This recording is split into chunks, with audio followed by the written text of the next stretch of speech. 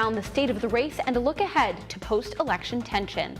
There's a lot of news we're following tonight. And it's all on Elon Local News. Live from the Jane and Brian Williams studio at Elon University School of Communications, you're watching Elon Local News.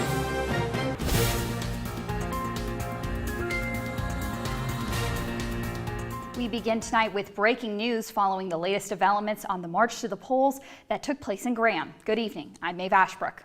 And I'm Margaret Faust. Reverend Gregory Drumright is planning another I Am Change march to the polls tomorrow at 8:30 a.m. in Graham, after the march Saturday was forced out of the streets with pepper spray by the Graham Police Department and the Alamance County Sheriff's Department. Drumright says he was discouraged by the amount of police presence at the march. We asked for there not to be such excessive police presence and military force, given the fact that we had already convened a peaceful demonstration just months before. According to the Graham Police Department, 8 people were arrested, many charged with failure to disperse. In a press conference yesterday, Graham Police Lieutenant Daniel Sisk says Drumright and the marchers were told to leave the street before pepper spraying began. A mild irritant, and we chose to use that rather than physical force to get people moved out of the roadway. I understand that some people were saying that we pepper spray children and disabled folks. Again, I'm going to reiterate, we never directly sprayed anyone in the face. It was all directed towards the ground in an effort to disperse the crowd. We spoke with 2 Elon students arrested, Hannah Garcia and Tim Olson, who both say they will be at the march tomorrow. I'm going. I don't plan to be arrested. I don't think anyone plans to be arrested. But if they do the same things, I'm going to do my best to stay by the people who have stood by me. I personally am Christian, and the one parable that I think represents what this whole movement is about turning the other cheek. If they hit you on one side, you want to show them your other, because that's the image and that's the effect that we're going to try to promote and enact change. And over the weekend, Democratic Vice Presidential nominee Kamala Harris visited North Carolina. When a reporter had to brief her on what happened in Graham, she said everyone should be able to vote freely. I think it's very important that everyone be able to vote, and without any hindrance, without any intimidation, without any obstacles. Again, there's too much at stake, and we want to preserve everyone's right to be able to be heard through their vote this election. Also today, the sheriff's office is explaining why they acted the way they did at the historic courthouse Saturday. They're claiming that organizers brought a gas-powered generator that wasn't allowed. According to the sheriff's office, it was after attempts from officers to unplug the generator when the event got out of hand. We are extremely disappointed that Reverend Drumright did not adhere to the guidelines clearly stated in the facility use policy by bringing flammable materials to the event. The sheriff's office says 16 people total were arrested by their department Saturday. And joining us now is our Isabella Seaman with Reverend Gregory Drumright. Bella? Thank you, Maeve and Margaret. I'm joined live now with the march organizer to the March to the Polls, Reverend Gregory Drumright. Reverend, thank you so much for sitting down with us tonight, and let's get started. So first of all, you're still planning on having another March to the Polls tomorrow? Yes, we are going to convene the We Are Ready for Change Push to the Polls March. Okay, and does the sheriff's office or Graham Police know about this? We will notify them. These details are yet to be released to the public, the final details, but the sheriff's office and the Graham Police Department will be notified. So your permit was through the sheriff's office last time, correct? That is correct. Is there another permit for tomorrow? There is no permit for tomorrow's march because the window for permitting those matters has already transpired, and so we do not plan to occupy the streets on tomorrow. We will march on sidewalks as much as they're available to us. Absolutely. So with the sheriff's conference today, they said that the reason that things started getting out of hand was there was a gas-powered generator. Did you know that this was against the permit, and why was it there? Well, we want to uplift that what we sought to do in Graham on the 31st of October was not unlike what we did in Graham on July the 11th under full permits and cooperation with the local authorities. We asked ahead of the march and continue to ask what was different about our plan on the 31st.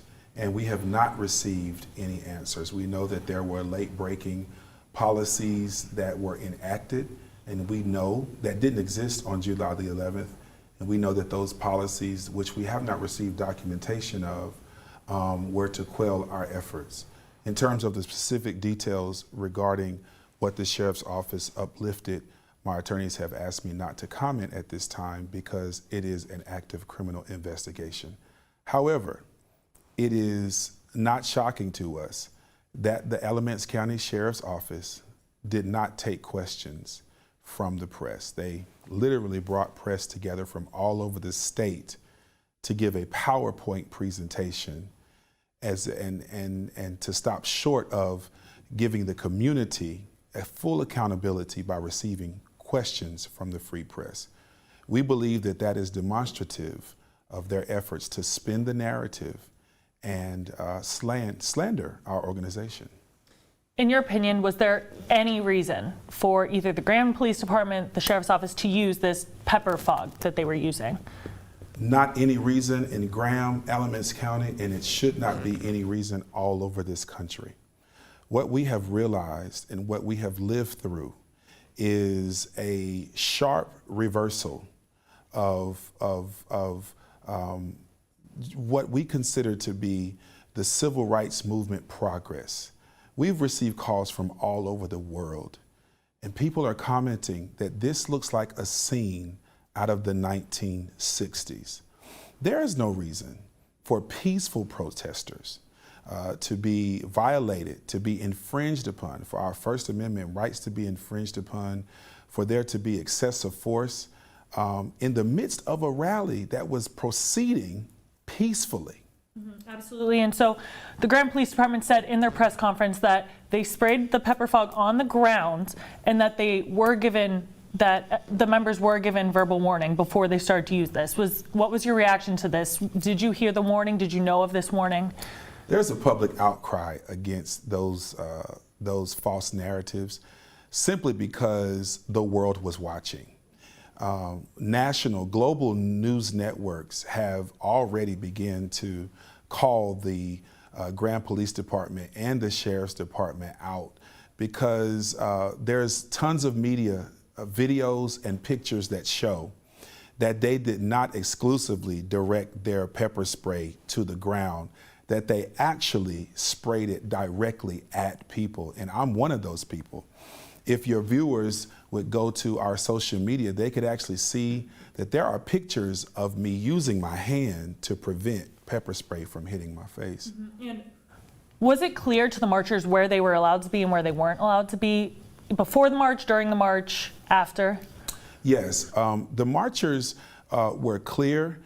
We intended to occupy the street for the George Floyd Memorial for 8 minutes and 46 seconds. And the Graham Police Department uplifted that fact. They just continued to say that, but at the 9-minute mark, we began to use excessive force and some kind of chemical reagent to push them onto the sidewalks. Now, I know that Elon University students can do simple arithmetic. That is 14 seconds difference. 14 seconds for hundreds of people, including Elon students who were present, to get on the sidewalks before the police began to spray them down with a chemical reagent and use excessive force. That is egregious. Now, for the last question, moving on to tomorrow, what do you hope to get out of the March to the Polls tomorrow? Do you hope that it's more successful? Do you think that it's going to end up the same way or differently? Well, we wouldn't plan any event thinking that it was going to end up the same way. We don't want confrontation with the police. As a matter of fact, we sent a letter to the local authorities ahead of this last weekend's events, asking them not to bring militia force, asking them not to arm up, asking them not to overpopulate the area where our peaceful marchers were going to convene the rally. However, as we all know now, that didn't happen. So on tomorrow, yes, we want to peacefully push the people to where we didn't land, to the polls. We are hearing from people who did not vote on Saturday because of the police interaction and because they ended our rally in a scene of chaos. Also, people who were thrown, wrestled to the ground, people who sustained injuries from the events that happened on last Saturday are still interested in voting. What is very unfortunate, though, is last Saturday was the last day for Alamance County residents to register. We're hearing from people that cannot vote now because they can no longer register. Absolutely. We're going to hear more about the election later on. Reverend Drumright, thank you so much for joining us today. We really appreciate it. Maven Margaret, back to you. For coverage of the march this weekend, visit our website, elonnewsnetwork.com. And coming up, we'll fill you in on precinct locations and the state of the race as we head into Election Day. What are you, superheroes? Just four brothers who hate bullies and love this city.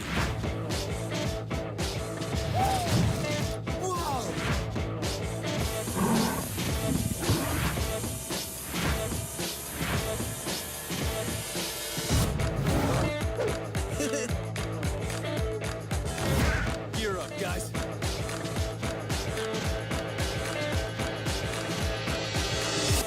Can you help me with this? My new dad teaches me all kinds of stuff. Sure. He helps me with homework. That would be 3.6795. Thanks. Yep. He helps me with my decision making. I wouldn't use this one. Ever.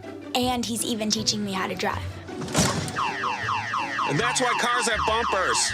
I'm learning so much. You don't have to be perfect to be a perfect parent. Thousands of kids in foster care will take you just as you are.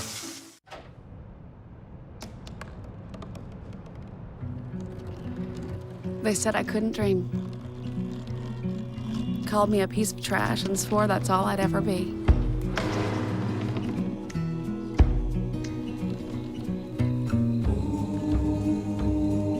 Said a bottle couldn't see the ocean.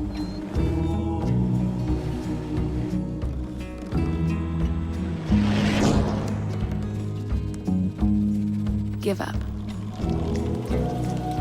Go back to the dumpster. But I didn't listen. I made my way.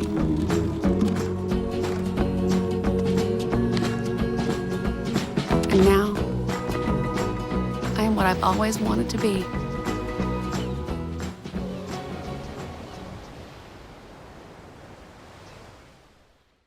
Hey, I'm Tyler Perry. Do you know what hunger in America looks like? Well, it has many faces, and 16 million of those belong to children. Yet billions of pounds of food go to waste each year, and this is unacceptable. You can be a part of the solution. Join us in supporting the Feeding America nationwide network of food banks, which rescues our surplus foods and provides meals to many families in need. Visit feedingamerica.org today. Together we can solve hunger. Together, we're feeding America.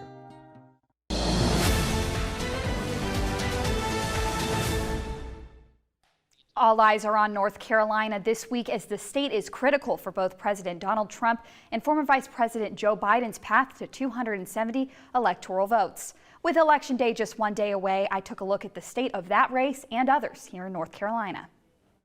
With just over 3.6 million early votes cast and over 900,000 mail-in ballots received, the race to win North Carolina is on. Early voting numbers alone turned out 49% of registered voters in the state. Recent polling has the Real Clear Politics average with former Vice President Joe Biden just 0.3% ahead of President Donald Trump. President of Elon College Republicans Alexis Malaguti and President of Elon College Republicans Daniel DeRosiak say the race is just too close to call. I've tried to hold back on making concrete predictions just to spare myself some maybe disappointment. I obviously want my candidate to win. I think all of us who have individual political ideologies want their candidate to win, but I'm just excited to see what happens as a result.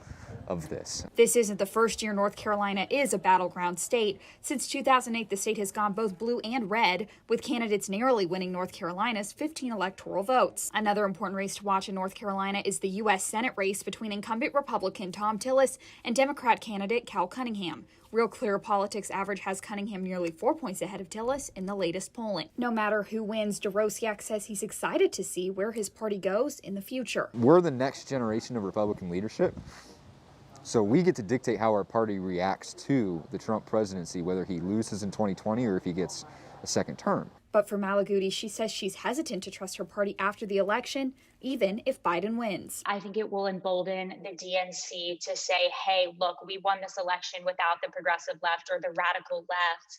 You know, moving forward, we can continue to run moderate candidates and win that way. The North Carolina State Board of Elections says it anticipates being able to report 97% of all ballots cast in the state on election night. These would include any votes cast via early voting, mail-in ballots received by 5 p.m. tonight, and all votes cast on Election Day. According to data from Tufts University, nearly 65% of North Carolina youth voters ages 18 to 29 already voted in the 2020 election. Brian Ray tells us how youth voter turnout can influence the election in a swing state. This is how we speak up for ourselves. It's how we advocate for ourselves. It's how we hold our elected officials accountable, and it's a privilege. Kate Padell is on a mission to get her fellow college students to vote. She's part of Elon Votes, a nonpartisan group to help students navigate the voting process. It's hard as a college student to get out of the college bubble and see, especially in local elections, what the effect of voting has. So I think a lot of people just don't care. To put this into perspective, if this was the population of Elon University students, according to the National Study of Learning, Voting, and Engagement, in 2016, this many were eligible to vote, and this many actually voted. But this election cycle, Padell says things are already looking different. Seen a huge uptick in voter registrations, for sure. Changing registration to North Carolina, that was our most asked question this year. Maryland native Tommy Truitt is one of those students. Maryland tends to go pretty solidly blue every year, so I knew that North Carolina was a more important state to cast my vote in, like my vote would count more here. Director of the Elon poll, Jason Husser, says it was the youth vote that pushed President Obama to win North Carolina in 2008. But young voters also have a large say locally. If Elon students decided that they wanted to back a particular candidate for town aldermans, for instance, in the town of Elon, they could pretty much pick who won. Husser says youth voters tend to vote in waves when elections seem competitive and high stakes. Students realize that either person could win, their vote matters, the selection is very much up for grabs by either candidate, and the stakes are very high. Truitt says it's important young people vote to get their voices heard. I think it is also a very just important way to show that as the American people, like who we want representing our country and things like that. Brian Ray, Elon Local News. Podell says nearly 32% of Elon students registered for the first time here in North Carolina using Elon Votes. She says they expect to have full data of student voter turnout in March 2021.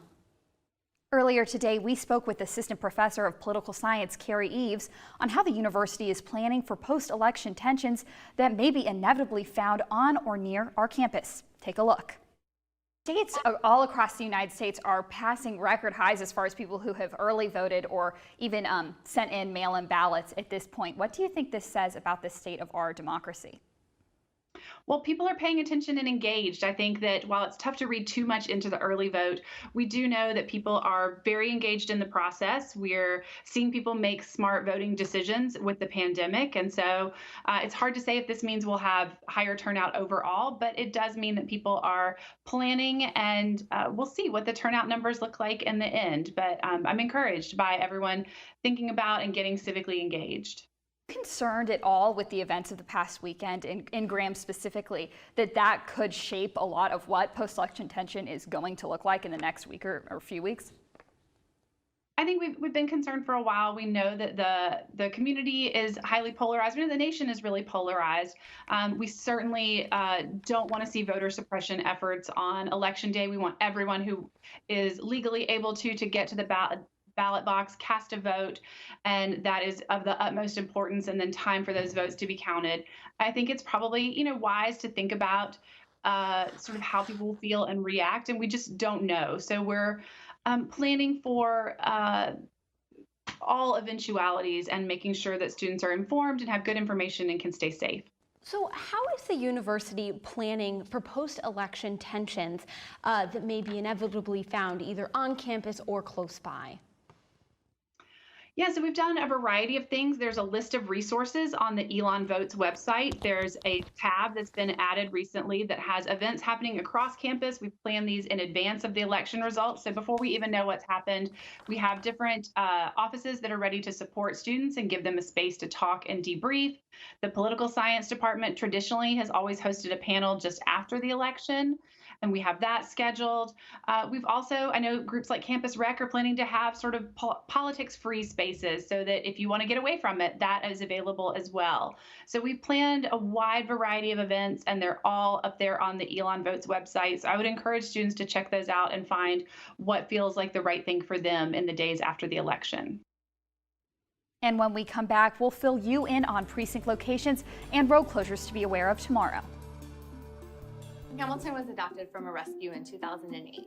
He really likes to be around people. And as soon as I start to make my breakfast, Hamilton is right there. I get out my mat and I'm doing a downward dog and he's underneath. He's quite the pug about town. He gets invited to a lot of parties. He knows he's a pretty big deal. I mean, look at this little face. How could you not love him?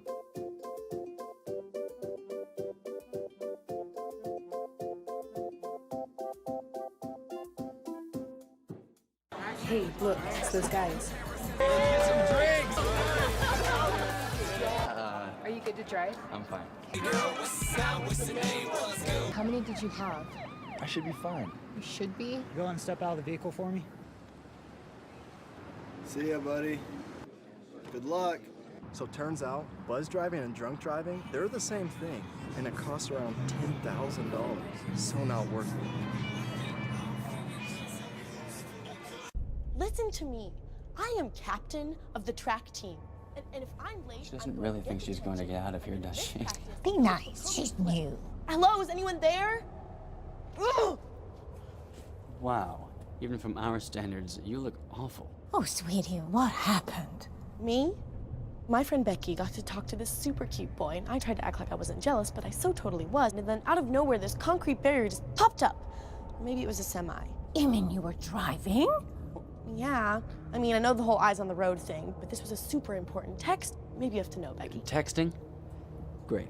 But it was only like 5 seconds, and I'm a really, really fast texter, so it wasn't even a big deal. Actually, has she texted me back yet? Wow, I get like no bars in this place. I wonder if they have Wi-Fi here.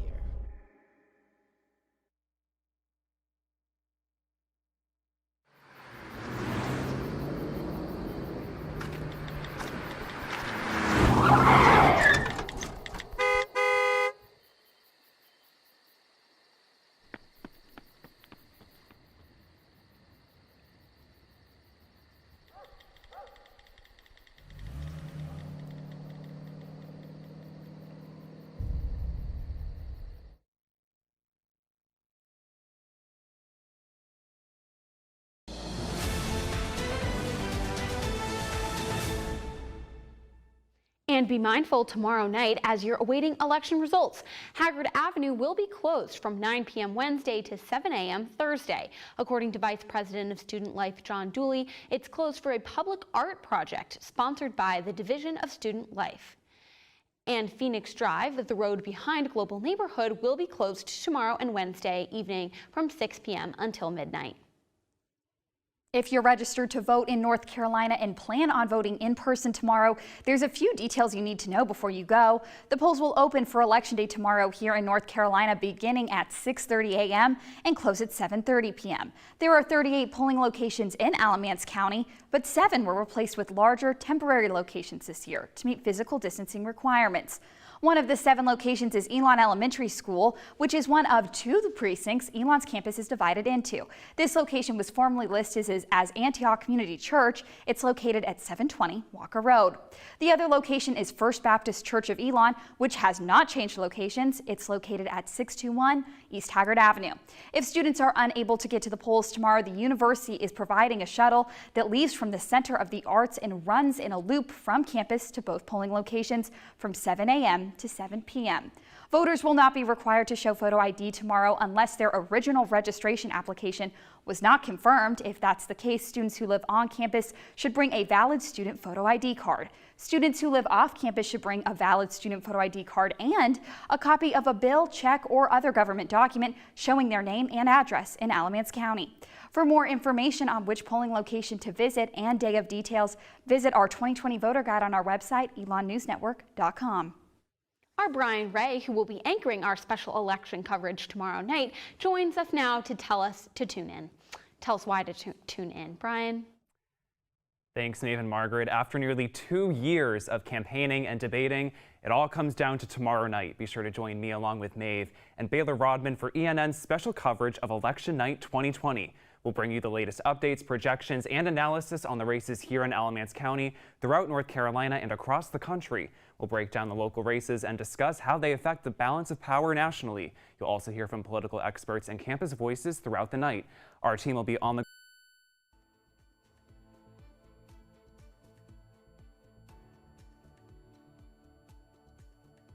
I'll be right back. Hi. You think you're probably sober? Yeah.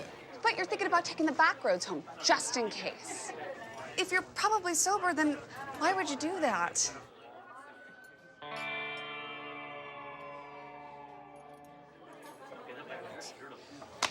Good choice. Probably okay isn't okay. If you see a warning sign, stop and call a cab, a car, or a friend. That's a full glass of wine. I'll be chatting you later. Bye-bye. Hi. Hoping for a crisp breeze to help keep you alert. Oh, he took a sip of water too. That'll probably help. You were probably gonna turn down the radio too, so you could focus, right? Probably okay isn't okay. Right. If you see a warning sign, stop and call a cab, a car, or a friend. I think the water line is what really drove it home. I blew on him.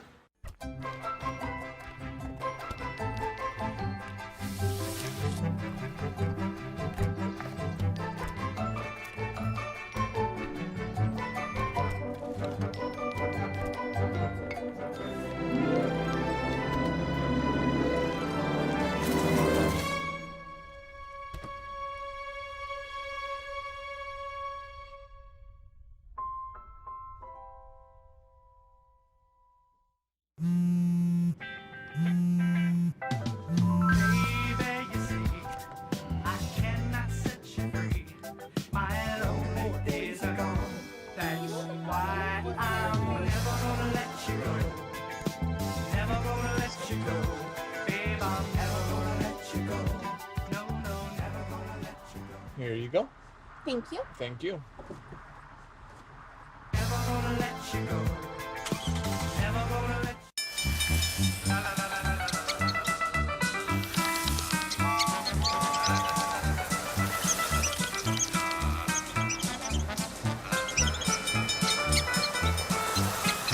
Kids will spend 15 minutes watching online videos like this one.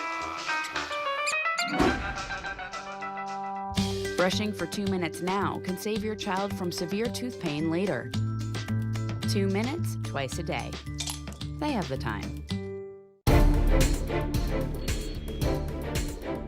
Elon University is reporting 8 new coronavirus cases today, with 620 students in quarantine. Chair of the Ready and Resilient Committee, Jeff Stein, says the social hiatus measures will remain in place, and the focus of our entire community should be on wearing masks, limiting social contacts, and keeping each other healthy before Thanksgiving. And just into our newsroom, tomorrow's protest will be rescheduled to 3 p.m. due to cold temperatures in the morning. And that's all the news we have for you today. Thank you so much for joining us. Be sure to join us right here tomorrow at 8 p.m. Eastern for our special Election Night 2020 coverage. We'll see you then.